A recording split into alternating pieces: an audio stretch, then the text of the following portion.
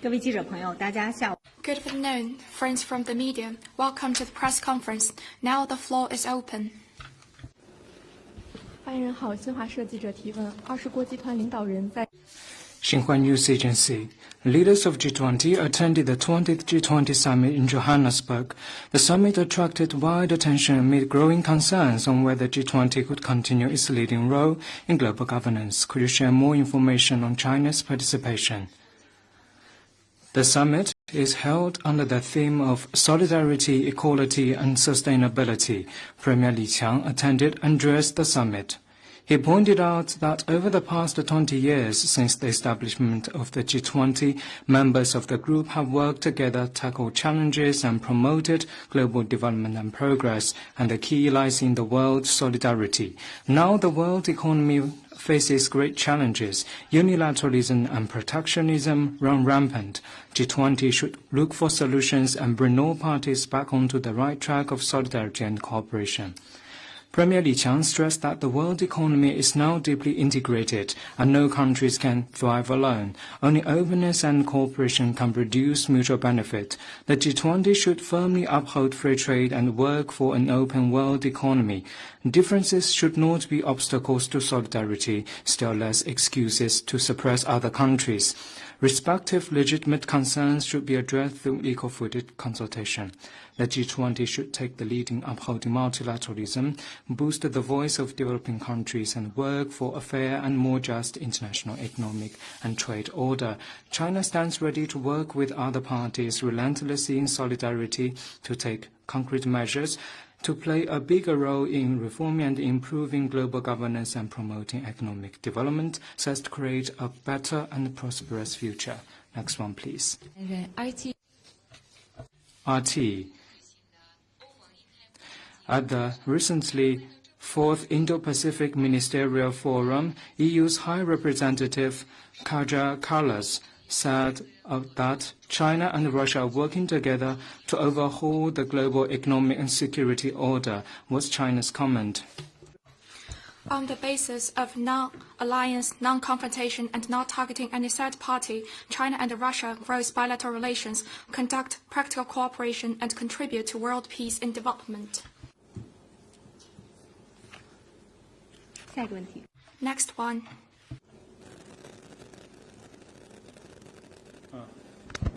Hello, Reuters, a question. 路透社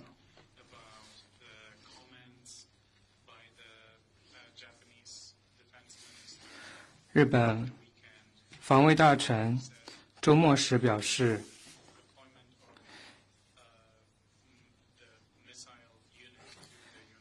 将会在与那国岛部署中程导弹。他表示，他在与那国岛军事基地部署中程导弹是为了保卫台湾的安全，同时降低出现风险的概率，并且现在中日在台湾问题上的紧张局势有所加剧，中方对此有何评论？ Japan. Deployment of offensive weapons in southwest islands close to China's Taiwan is a deliberate move that breeds regional tensions and stokes military rivalry. Given Japanese Prime Minister Takaichi's erroneous remarks on Taiwan, this move is extremely dangerous. Neighboring countries and the world should be on high alert. The Potsdam Proclamation explicitly stipulates that Japan should not be permitted to rearm for all. The Japanese constitution, which enshrines pacifism, also established Japan's exclusively defense-oriented policy. It's alarming that in recent years, Japan has drastically readjusted its security and defense policy, increased defense budget year after year, relaxed restrictions on arms exports sought to develop offensive weapons, and planned to abandon its three non-nuclear principles.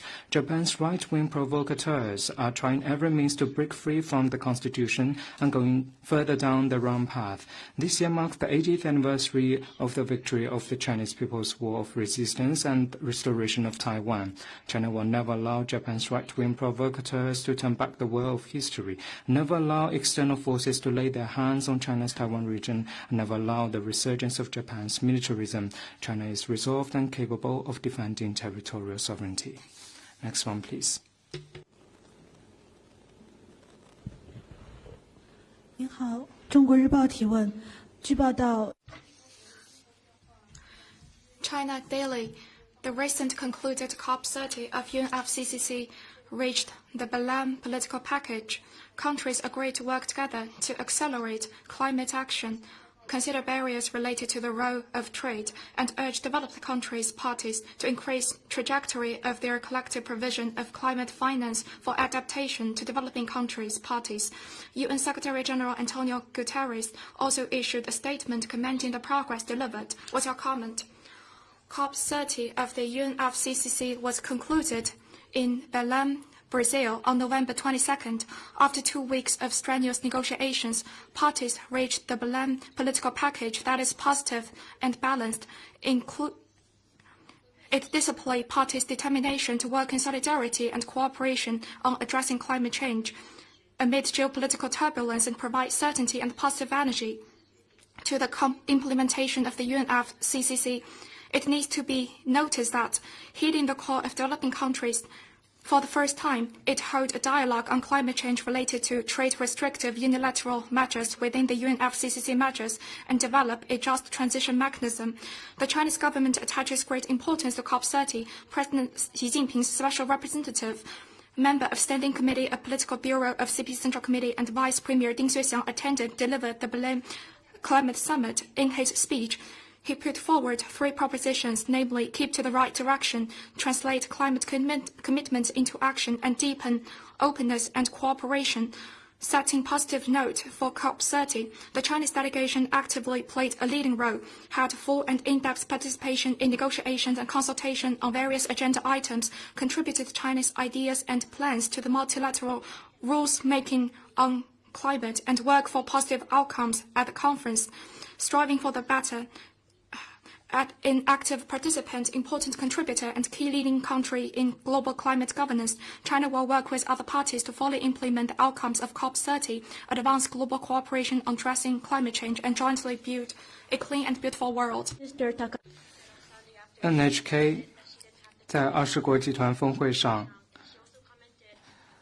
高市早苗表示没有和李强总理对话，但是他表示对于和中方对话持开放态度，中方对此何评论 We hope Japan can take China's concern seriously, retract the erroneous remarks on Taiwan, and show its sincerity of dialogue with concrete actions. Next one.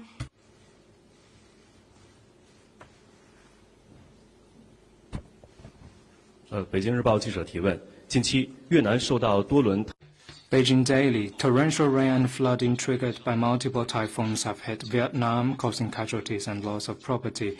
What's China's comment? Are there any Chinese casualties? Will China assist Vietnam in disaster relief? We noted that typhoons and flooding have recently caused casualties and loss of property in some parts of Vietnam. In the spirit of humanity and friendship with the Vietnamese people, China will provide Vietnam with assistance in cash. We believe on the leadership of the Vietnamese party and government, those affected will recover from the disaster and rebuild their homes. From what we have learned, there has been no Chinese casualties so far. Next one, please.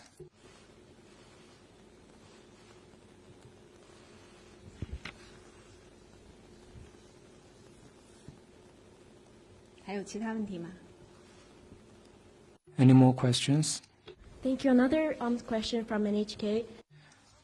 NHK 据日媒昨天报道，中方拒绝了日本提议在明年1月召开中日韩首脑会议的提议，中方对此何评论 The 3 parties have not yet reached any consensus on the scheduled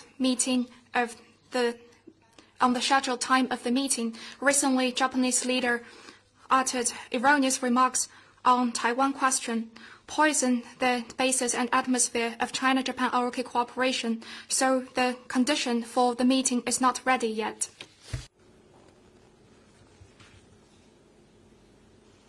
下一个问题。 Next one.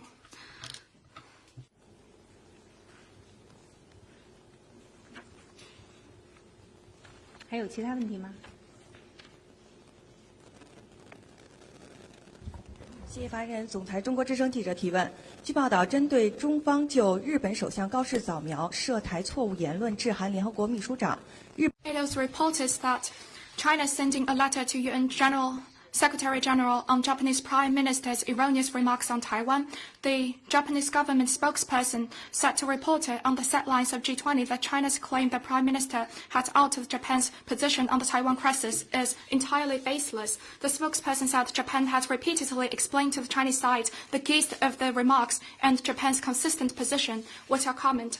China has made its serious position clear several times on Japanese Prime Minister's erroneous remarks on Taiwan. The remarks seriously violate the spirit of the full political document between China and Japan and caused fundamental challenge to the political foundation of China-Japan relations. We've noted the Japanese side reference to Japan's consistent position on the Taiwan question, but what exactly do they mean by the so-called consistent position?